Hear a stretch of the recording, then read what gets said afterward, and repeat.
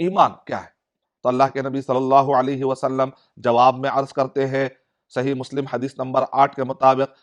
تؤمن باللہ وملائکتہ وکتبہ ورسلہ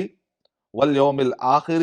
والقدر خیرہ وشرہ، ان تؤمن باللہ وملائکتہ وکتبہ ورسلہ والیوم الآخر والقدر خیرہ وشرہ، یعنی ایمان کے 6 ارکان ہیں اور اسلام کے 5 ارکان ہیں، انت شہادت اللہ الہ الا اللہ وانی رسول اللہ واقام الصلاۃ وایتاء الزکاۃ وصوم رمضان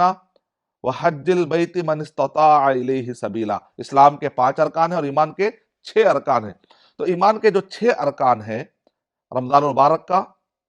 ایمان سے بھی اور اسلام سے بھی بڑا گہرا تعلق ہے۔ اللہ پر ایمان لانا، پہلا کہ ان تؤمن باللہ، اللہ پر ایمان لانا، وملائکتہ، فرشتوں پر ایمان لانا، وکتبہ، اللہ سبحانہ و تعالیٰ کی طرف سے نازل کردہ کتابوں پر ایمان لانا، ورسولہ، اللہ سبحانہ و تعالیٰ کی طرف سے بھیجے گئے رسولوں اور نبیوں پر ایمان لانا، والیوم الآخر، اور آخرت کے دن پر ایمان لانا، اور والقدر خیرہ وشرہ، تقدیر کے اچھے اور برے ہونے پر ایمان لانا، تقدیر کے اچھے اور برے ہونے پر ایمان لانا، یعنی کہ تقدیر کبھی کھٹی ہوتی ہے اور کبھی میٹھی ہوتی ہے۔ عقیدے کتابوں میں لکھا گیا حلوہ ومرہ، یعنی اس کا مطلب سمجھایا گیا کہ تقدیر کبھی کھٹی ہوتی ہے اور کبھی میٹھی ہوتی ہے، یا کبھی جو ہے